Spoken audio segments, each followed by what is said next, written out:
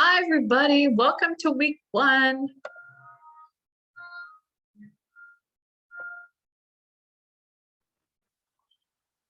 Hello, everyone. Welcome to week one.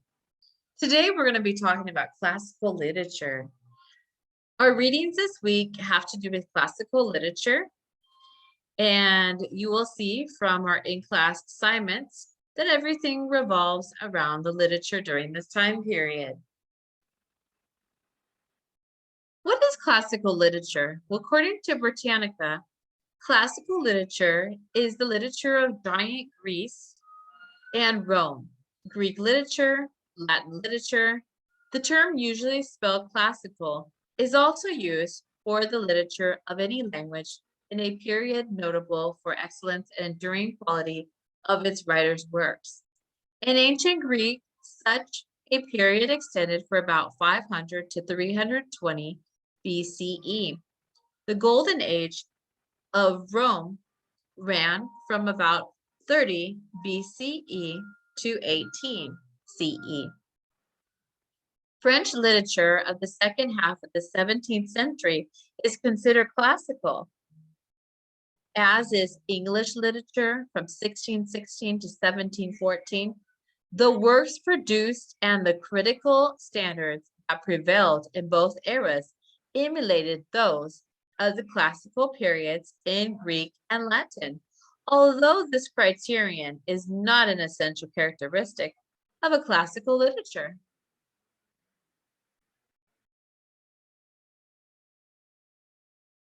Anatomy.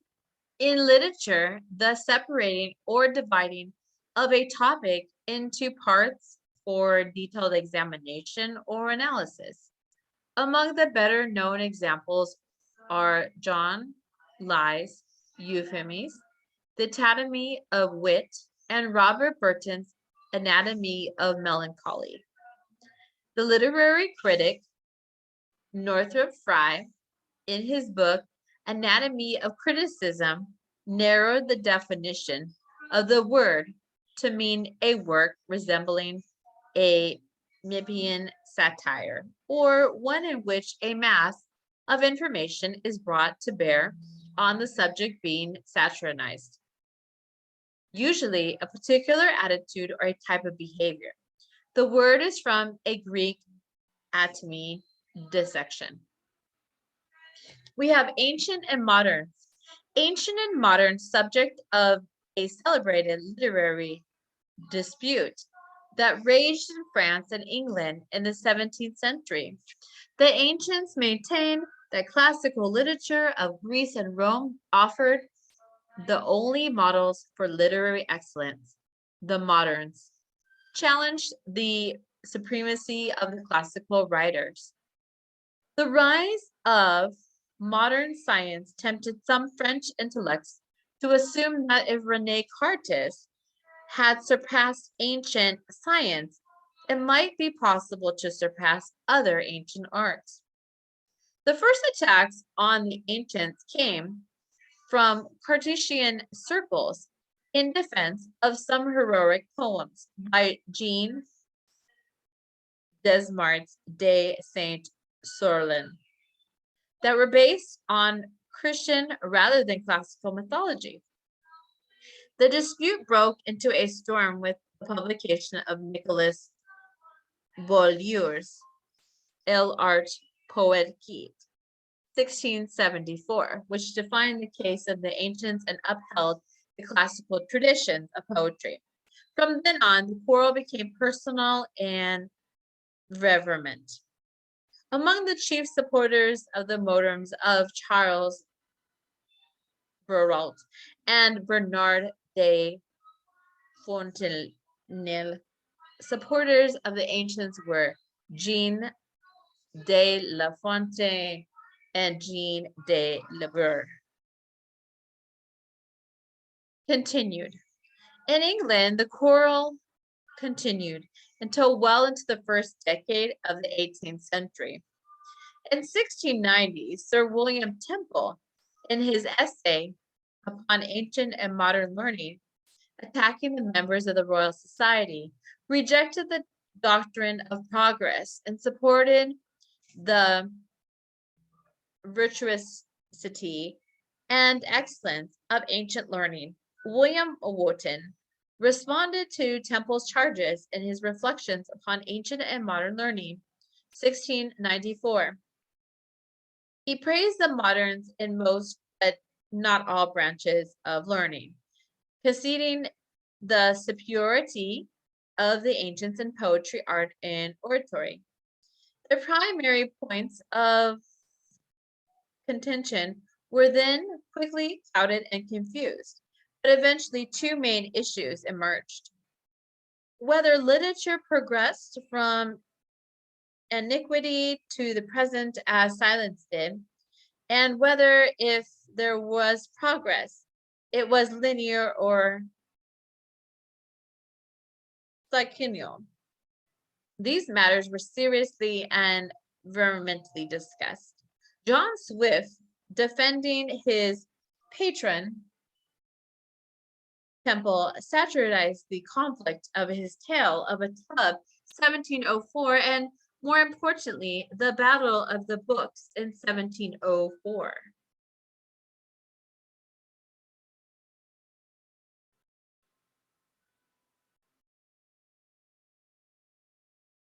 At a later date, Swift was to make an even more devastating attack on the Royal Society in Gulliver's Travel, Book 3, The Voyage of Laputa.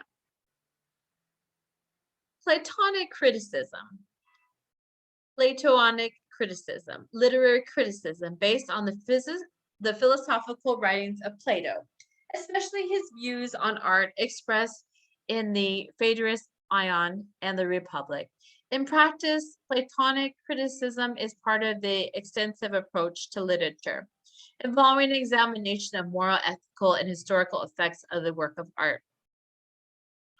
In modern criticism, the term refers to discussion and investigations of the work of art, not in terms of intrinsic, formal qualities, but rather in recognition of its value as shaping social attitudes and its vision of universal truth. For Plato, the visual world was an imitation of the ideal forms, which alone were real.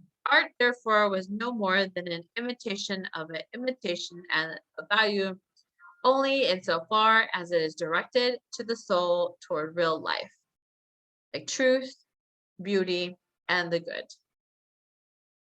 We have Jean de Librairie, French author. Jean de Librairie, born August 1645, Paris, France, died on October 11, 1696, in Versailles. French satire moralist who is best known for one work, Les Cretares de Televeste, Tredias, tu, Gres, Avis, Les Cretares, Ules, Mores, de Se, Celes, 1688. The characters or the manners of age with the characters of the Cervantes, which is considered to be one of the masterpieces of French literature. Labarré studied law at Orleans. Through the intervention of Jacques Benet Bossuet, the eminent humanist and theologian, he became one of the tutors to the Duc de Baron, grandson of the Prince de Condé, and remained at the Condé household as a librarian at Chantilly. His years there were probably unhappy because, although he was proud of his middle-class origin, he was a constant butt of ridicule because of his ungainly figure, Moore's manner, and biting tongue. The bitterness of his book reflects the inferiority of his social position. His situation, however, afforded him opportunity to make penetrating observations on the power of money in a demoralized society, the tyranny of social custom, and the perils of aristocratic idleness, fads, and fashions. Labrère's masterpiece appeared as appendage of his translation of the 4th century BC character writer Theodosius in 1688. His method was that of Theotetus, to define qualities such as dissimulation, flattery, or rusticity, and then to give instances of them in actual people, reflections of the characters or characteristics of the time for the purpose of reforming manners. Labrère had an immense and richly varied vocabulary and a sure grasp of the technique. His satire is constantly sharpened by a variety of presentation, and he achieves vivid stylistic effects which were admired by such eminent writers as the 19th century novelists Gustave Lambert and Concord brothers. 8 editions of the Characteries appeared during Labrère's lifetime. The portrait sketches were examined because of their great popularity. Readers began putting real names to the personages and compiling keys to them, but Labrère denied that any was the portrait of a single person. Topical allusions of this book made his election to the French Academy difficult, but he was eventually elected in 1693. The Duc de Saint-Simon, the diplomat and the memorist, described him as honorable, lovable, and unpretentious. The first great writer of the history was Herodotus, or Halicarnassus, who was also a geographer and anthropologist. The theme of his history, written in large part for Athenian readers, is a clash between Europe and Asia, accumulating the Persian War.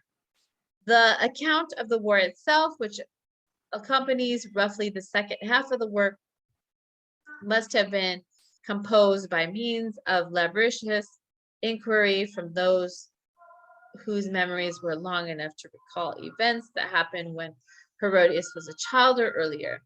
The whole history, through places badly put together, is magnificent in its compass and unified by consciousness of an overriding power, keeping the universe and humankind in check.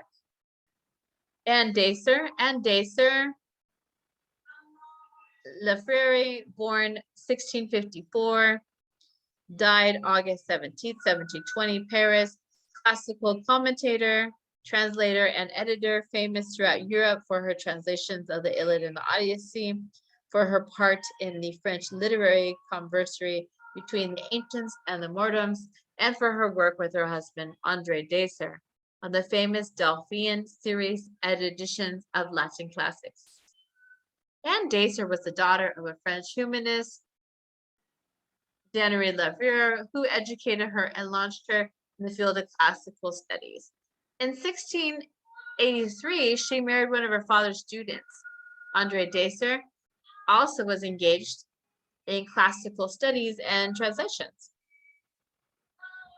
whose work was far inferior to hers. Prior to her marriage, Mem Dacer was also produced notable translations, and her translations in the prose of the Iliad, 1699, and the Odyssey, 1708, brought her renown in Europe, particularly among French men of letters.